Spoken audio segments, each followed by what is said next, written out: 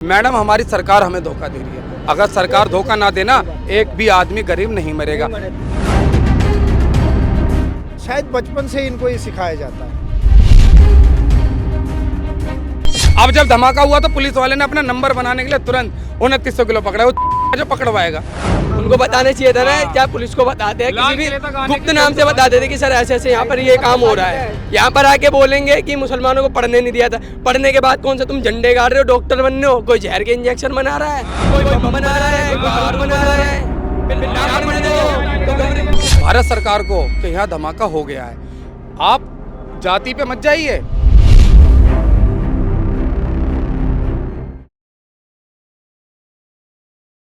नमस्कार, आप देख रहे हैं भैया जी गजब और मैं हूं आपके साथ यूबी चौधरी।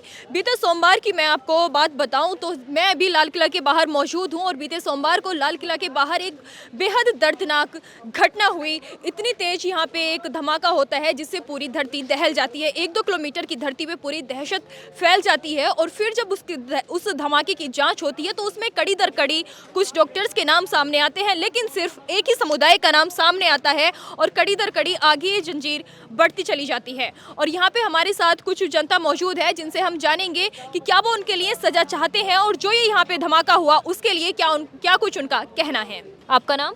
प्रेमपाल गुड्डू यादव जी, तो आप क्या कहना चाहते हैं सर? मैं ये कहना चाहता हूँ कि हमारे प्रथम पीएम प्रधानमंत्री जब हुए थे, उन्होंने कहा था कि जनता के जवान जो हैं, हमारे देश के सैनिक हैं या हमारी वीरांगनाएं या हमारी बेटियां जो हैं वो सैनिक हैं और देश की प्रधानमंत्री हैं।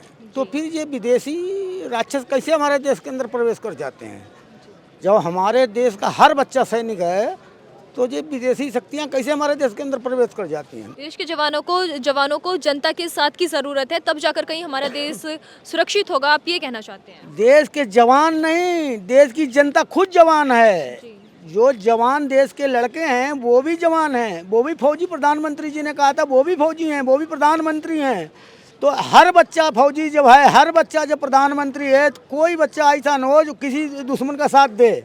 जो अभी बीते सोमवार को यहाँ पे बेहद दर्दनाक एक घटना हुई है, एक ब्लास्ट जिसमें दर्जनों लोगों की मौत की खबर सामने आती है, कई लोग घायल हो जाते हैं। बहुत ही दर्दनाक ये यहाँ का हादसा था। और फिर उसके बाद हम अगर उस हादसे के बाद जो भी सच्चाई सामने आती है, खुलासे होते हैं, उनमें कड़ी दर कड़ी एक ही समुदाय का नाम सामने आता है। तो उसको लेकर फिर आप क्या कहेंगे? देखो, ऐसा है, इस मज़हब में शायद, मैं अपनी वो बता रहा हूँ, समाज की नहीं, शायद बचपन से इनको ये सिखाया जाता है कि जिहाद। और जो आजकल के पेरेंट्स हैं ना, जो मुस्लिम पेरेंट्स हैं, वो अपने बच्चों को गलत शिक्षा दे रहे हैं। जिहाद का मतलब ये नहीं है कि दूसरे को नुकसान पहुँचाओ, लेकिन आजकल के जो माँ बाप हैं वो अपने बच्चों को, ये आज के मुल्ला मौलवी जो मुल्ला है, जो जिनको मैं, वो यही दे रहे हैं कि दूसरों को नुकसान पहुंचाओ, दूसरों को मारो। तो वो शिक्षा ना देके ऐसी शिक्षा दे रहे हैं कि आज देखो कितने 10 बेकसूर लोग मारे गए। और ये नहीं है कि ये भाई एजुकेशन का मामला, देखो डॉक्टर फंस रहे हैं, PhD मतलब होके डॉक्टर फंस रहे हैं। तो इनको, हाँ, इनको वो बचपन से यही सिखाया जाता है कि मरो या मारो। अब वो क्यों? मतलब अपना फ्यूचर देखो, अपना मतलब कि उसमें आगे नहीं आ रहे। शायद किस लिए? अब शायद इनकी किताब में ऐसा लिखा है, यही कह सकते हैं। तो क्या कुरान ये शिक्षा देता है तुम्हें कि तुम जाकर दूसरों पे हमला करो? मैं यही तो कह रहा हूँ ना, कुरान में लिखा है या नहीं लिखा, लेकिन जो उनके मौलवी है, उनके पेरेंट्स हैं, वो तो यही शिक्षा दे रहे हैं ना, वो यही शिक्षा दे रहे हैं ना। आज तक कोई हिंदुओं का सुना कि खुद बेल्ट लगा के, बम लगा के मर गया? अब तो तलाशी लेनी पड़ती है, अरे मुल्ला कहीं बेल्ट तो नहीं है इसके पास, यहाँ आके फट तो नहीं जाएगा? मतलब घबरा गई है दुनिया। अब यहाँ कहते हैं भाईचारा। अरे कैसा भाईचारा कि आप एक दूसरे को मतलब दूसरे धर्म को, या अब इसमें क्या मुसलमान नहीं मरा? मुसलमान भी मरा। क्या पता है अब यहाँ कितने मुसलमान होंगे? यहाँ अगर कोई फट जाता है तो क्या मुसलमान नहीं मरेंगे? आप एक नाम बताओ जो हिंदू समाज का हो, ऐसे फट गया हो, एक नाम बताओ मेरे को, सिर्फ एक। मैं आपको 100 बताऊंगा जो इस समाज के थे और फट गए। आप एक नाम बताइए मुझे जो बेल्ट लगा के फट गया हो। अरे एक नाम तो बताओ, एक नाम। बस बेल्ट लगा के कानपुर के भाई साहब देखिए, नाम बताओ। अरे AK-47 लेके कितने पुलिस वाले भून डाले, खुद मारे गए। बात है AK-47, ठीक है ना। अब वो था बदमाश, पुलिस से दुश्मनी थी, उसने ऐसे नहीं मारा, गड़ किसी को ऐसे नहीं मारा, उसने दुश्मनी पे मारा। हाँ भाई मेरे पैसे नहीं दिए, तेरे घर का कब्जा था, वो बदमाशी है, और बदमाशी में वो फिर मारा भी गया, वो अलग है। एक बेकसूर को मार देना मतलब कि यहाँ आके फट जाना। जैसे बोल रहे हैं कि उस सभी धर्मों के लोग सामने आते हैं, पर मैं ये सवाल आपसे करना चाहती हूँ कि हम यहाँ से पहले अभी पहलगाम अटैक की बात करें, इस अटैक की बात करें, तो कहीं आपने ऐसा देखा है कि हिंदू लोगों का नाम सामने आता हो, कि ये लोग या सिख लोगों का नाम सामने आता हो कि इन लोगों ने धमाका किया है, ये लोग मारने के लिए आगे आए हैं? कहीं आपने ऐसा सुना है तो प्लीज़ एक आध केस मुझे भी बताइए। देखिए सिख लोग जो थे पिछले ज़माने में थे, वो तो पीछे हट चुके हैं, वो लड़ाई दंगा अब करना नहीं चाहते हैं। अब जो मोदी सरकार जब से आई है तो मोहम्मदन आगे कदम बढ़ा रहे हैं। किस चीज का कदम चाहते क्या है ये, वो चाहते क्या है, वो चाहते किस चीज का कदम? वो एक होता है कि भाई मैंने बिजनेस के लिए अगला कदम उठाया, अपने सक्सेस के लिए अपना कदम आगे उठाया, तो किस चीज से आगे आ रहे हैं, मतलब क्या मेरा भी करना यही चाहते हैं? सवाल है कि अगर कदम बढ़ाएंगे तो क्या आतंकवाद की दुनिया में निकल कर आएंगे? उससे कोई हासिल नहीं होगा, उससे कुछ उन्हें हासिल नहीं होगा। हासिल नहीं होगा, फिर भी इसी दुनिया में आगे कदम रखना है। तो पंख उखाड़ लिए जाएंगे, बड़बड़ाएंगे तो पंख उखाड़ लिए जाएंगे। उन्हें सुरक्षित रहना चाहिए अपने घर में, बस यही हम कह रहे हैं उनके लिए, बस यही हमारा। तो ऐसा क्या है, मैं ही आपसे क्वेश्चन कर रहा हूँ, ऐसा क्या है?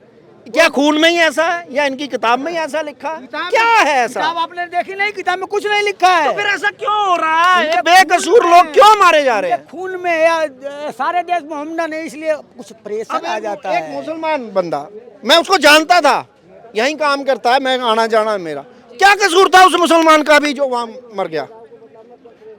क्या कसूर था? कसूर किसी और का, निर्दोष मारे जा रहे हैं। और अब इस धरपकड़ में पता नहीं कितने अंदर जाएंगे, बेकसूर भी जाएंगे, जिन्होंने सिर्फ एड्रेस ही बताया हो, क्या बताओ वो भी जाए। आपका नाम? मेरा नाम सुंदर सिंह है। जी, तो सुंदर सिंह, एक तरफ मेरा सवाल ये है कि एक तरफ धीरेन्द्र कृष्ण शास्त्री की यात्रा चल रही है और उसी मार्ग पर जो है सुबह के टाइम पे RDX मिलती है, वो भी 350 किलो भारी मात्रा में, बहुत भारी मात्रा में, जिससे बहुत कुछ दिलाया जा सकता है। और दूसरी तरफ शाम के टाइम यहाँ पे जो होता है एक तेज धमाका होता है जिसमें कई लोगों की जान चली जाती है। तो क्या लगता है कि ये डराने की साजिश हो सकती है? एक मैम, धीरेन्द्र शास्त्री जी की जो पद यात्रा है, उन्होंने हिंदू राष्ट्र के लिए जो भी परचम लहराया है, उसके लिए अपना अधिकार है। ये भारत है, स्वतंत्र है, एक ये इस्लामिक कंट्री नहीं है। यहाँ अगर कोई मुस्लिम भी अपने लिए प्रचार करेगा तो उसको भी स्वतंत्रता है, आप अपना करिए। अगर कोई हिंदी के लिए कर रहा है, हिंदू के लिए, वो भी कर सकता है, यहाँ किसी का कोई विरोध नहीं। और तो क्या लगता है कि जो ये धमाका हुआ है, इसमें मैं पहले प्रशासन धीरेन्द्र शास्त्री जी की जो आपने पॉइंट पे बात की है, वो अगर धमाका होता ही तो धीरेन्द्र शास्त्री जी के पद पे होता, उनके आसपास होता, वो यहाँ क्यों हुआ? लाल किला है, यहाँ धमाका होने का एक संकेत है भारत सरकार को कि यहाँ धमाका हो गया है। आप जाति पे मत जाइए, वो अपनी यात्रा कर रहे हैं, अगर किसी को करना होता तो फरीदाबाद पे, और ये यहाँ से कात्यायनी मंदिर छतरपुर से हुआ है, वहाँ हो सकता था, वहाँ पे मत जाइए। वो शास्त्री जी अपना कर रहे हैं, वहाँ पे हिंदू मुस्लिम भी है, सब अपना सपोर्ट कर रहे हैं। अगर मुस्लिम की कोई इस तरीके की यात्रा निकलती है तो उसमें भी कोई विरोध नहीं करेगा, हम भी वहाँ पानी लेके खड़े होंगे, खाना होगा तो खाना लेके खड़े होंगे। यार क्यों किसी जाति का विरोध करो, है ना? वहाँ होता तो मैं मानता कि मुसलमान लोग उससे विरोध कर रहे हैं, ऐसा कुछ नहीं है। तो क्या लगता है कि ये सरकार की लापरवाही, ये सरकार की लापरवाही हो सकती है? सरकार की लापरवाही है। अभी हमारे क्षेत्रों में चले जाओ, गांजा नहीं बिक रहा, दारू नहीं बिक रही, शराब नहीं बिक रहा, अफीम नहीं बिक रही, ड्रग्स नहीं बिक रहे, कहाँ नहीं बिक रहे? आप साउथ में चले जाओ, जितने भी क्लब है, क्या वहाँ पे ड्रग्स का काम नहीं हो रहा? कहाँ है सरकार? कमिश्नर बनाए गए, हर तरीके की सुविधा दी गई है, दिल्ली की पुलिस है, क्यों नहीं बंद कर रही भैया? आप सरकार से पूछो, ये सब कमी है दिल्ली पुलिस की। अभी एक गरीब आदमी के जेब में दारू मिल जाए, उसे थाने में ले जाएंगे। RDX बन रहा है, उसको नहीं ले गए। इतनी बड़ी मात्रा में RDX बना है, क्यों नहीं पता चला पुलिस वाले को? अब जब धमाका हुआ तो पुलिस वाले ने अपना नंबर बनाने के लिए तुरंत 2900 किलो पकड़ा। वो जो पकड़वाएगा कुछ नहीं है मैडम, इकट्ठा करके बता दिया तो पकड़ा गया, नहीं तो इतने पैमाने पे RDX बनना मामूली बात है। पुलवामा हमला हुआ है, किसी की मजाल है जो इतना तगड़ा RDX इतनी ज़्यादा मात्रा में रख ले? नहीं है मैडम, सैनिक मरे थे, हमारे फौजी मरे थे, पूरा भारत रोया था, सरकार के वजह से मरे थे वो। अगर सरकार अलर्ट होती तो फौजी नहीं मरते। जाके गृह मंत्री जी चले जाते हैं 2 मिनट में, आश्वासन देने, यहाँ पे जो लोग मरे आश्वासन देने चले गए। मैं कहता हूँ नेपाल में जो ऑन स्पॉट प्रधानमंत्री को थप्पड़ मारा गया, उनको मार के भगाया गया हेलीकॉप्टर के जरिए, वाइस प्रेसिडेंट की उनकी वाइफ को जला दिया गया जिंदा। किसी प्रधानमंत्री घर वाले को कोई आम आदमी जला देगा? और हमारा पड़ोसी देश है, प्रधानमंत्री क्यों गए भैया हमारे खर्चे से उनसे मिलने? क्यों गए मिलने? जब तुमने पड़ोसी देश की मदद नहीं की तो किससे पूछ के गए मिलने? सच बता रहे हो नहीं बता रहे? मैडम हमारी सरकार हमें धोखा दे रही है। अगर सरकार धोखा ना देना, एक भी आदमी गरीब नहीं मरेगा। यहाँ जो लोग मरे हैं ना, मैं कहता हूँ वो RDX, वो बम सरकार के मंत्रालय में फटना चाहिए, वो सरकार के घरों पे फटना चाहिए, तब पता चलेगा। तब देखो पुलिस वाले कैसे दुम हिलाते हुए हाई अलर्ट करेंगे। जनता मरी है तो क्या करेंगे? मैं ऐलान भाई तुम्हारे न्यूज पे कह रहा हूँ, एक भी अगर मिनिस्ट्री में गृह मंत्री, रक्षा मंत्री, विदेश मंत्री कोई मर के दिखाए, अकेला उनके लिए मैं अपना बलिदान दे दूंगा खुशी खुशी कि मेरा मंत्री मर गया। अरे सैनिक मर रहे हैं यार, तुम लोग श्रद्धांजलि दे रहे हो, हम आम लोग ही क्यों मर रहे हैं भाई? आम लोग ही क्यों मर रहे हैं? इतने मिनिस्टरों के घर हैं, वहां पे बम क्यों नहीं फूट रहे भाई? जनता क्यों मर रही है? मेरे से इसका सवाल का जवाब दो। नेपाल में इतना बड़ा दंगा हो गया, सरकार ने एक बार भी, मोदी ने उसके प्रधानमंत्री ये नहीं कहा कि मैं अपने यहाँ से वो सैनिक भेज रहा हूँ, आपकी रक्षा करूंगा, मेरा पड़ोसी देश का हक है। द्वितीय विश्व युद्ध हुआ था अमेरिका में, अमेरिका ने बम गिराया था हिरोशिमा में, क्यों गिराया था? अपनी रक्षा करने के लिए। वो ले सकते हैं, भारत के प्रधानमंत्री हाथ पे हाथ बैठे रहे, उन्हें तो भैया वोट लेनी है, आज हम ये कर देंगे, आज हम वो कर देंगे। और बताऊं, मैंने भी बीजेपी सरकार से कहा था आज मैं मोदी को ही वोट दूंगा, और आज तक मैं मोदी को ही वोट देता आया हूं, और आगे जीवन में जब तक जिंदा रहूंगा बीजेपी को वोट दूंगा। समझ रहे हो भाई, सबका अपना अधिकार है। देखो भाई मैं किसी से छीनता नहीं हूँ, लेकिन मेरा जब प्रधानमंत्री ध्यान नहीं देगा तो मैं क्या सोच के कहूँ? मेरे वोट पे तो लालच है। ये प्रोपेगेंडा फैला रहे, सीधी सी बात है। ये जो हिंदू मुस्लिम के जो यार एक मिनट, कांग्रेस भाई ये हो रहा है जो भाई बोल रहा है, कांग्रेस के टाइम में बम फटते थे ना, उस टाइम भी कोई पूछने जाता था कि राहुल गांधी आ रहे तुम्हें देखने के लिए, या फिर वो क्या नाम था सोनिया गांधी तुम्हें देखने आ रही है। वो महीने भर देश से बाहर रहते थे, कोई बोलने आता था इनमें से? कोई नहीं बोलने आता था। मैम ये सब देखो अभी धीरे धीरे आएगा, सबके सब अपने भाई बिल्कुल सही बोल रहे हैं। आपने नेपाल की बात छेड़ दी, नेपाल पहले तुम अपने देश को देखोगे, नेपाल को देखे हुए। मैंने किसी जाति के लिए बोला भाइयों, मैंने ये कहा धीरेन्द्र शास्त्री जी पद यात्रा कर रहे हैं, अच्छी बात है, हम भी उसमें शामिल हुए, उसको किसी मुसलमान से कोई दिक्कत नहीं है, कहा नहीं कहा। अगर मुसलमान भी ऐसी पद यात्रा करेगी तो हिंदू मदद करेगा नहीं करेगा? तो मैंने क्या जाति में, तुम यहाँ पे गलत बोल रहे हो भाइयों। भाई ने कहा जातिवाद फैलाया, मैंने फैलाया? मेरा नाम है हिंदुस्तान, मैं सबका करता हूँ सम्मान। हाँ जी जी हाँ मैं सबका करता हूँ सम्मान, हाँ जी। हरकतबाजियों से बाज आजा शैतान। मेरे अगर सब्र का बांध टूट गया तो धरती से मिट जाएगा तेरा नाम निशान। किसके लिए है शायरी, उसका नाम भी बता दीजिए। मगर वो दिल में बात है, क्योंकि तेरे अंदर घुसा हुआ है शैतान, तेरे अंदर घुसा हुआ है शैतान, तू एक नंबर का है बेईमान। तेरे सच्चा नहीं ईमान, न सच्चे तेरी जुबान, क्योंकि तू नहीं है इंसान। समझिए दिल की बात। तू करता है अल्लाह अल्लाह और 2 मिनट में ले लेता है लोगों की जान।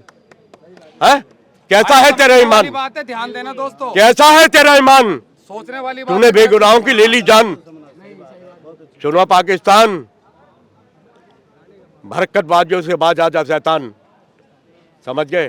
धरती से मिट जाएगा तेरा नामो निशान, और जिधर भी तू नजर घुमाएगा नजर आएंगे तुझे कब्रिस्तानी कब्रिस्तान। भाइयों बहुत ही ज्यादा प्यारी यहाँ पे सर ने बात करी है। इस बात के अंदर एक बात है, लोग अपने ऊपर मत लेना कोई भी मुसलमान भाइयों। अगर तुम्हारी कौम का आदमी अगर वो दंगा फैला रहा है तो सब बदनाम हो रहे हो नहीं हो रहे हो? क्या आप उस इंसान को पसंद करोगे? अगर किसी इंसान ने यहाँ बम विस्फोट किया, मुस्लिम है, उसका आपके सामने खड़ा कर दिया, तो आप भी उसका विरोध करोगे ना कि भाई तूने क्यों किया?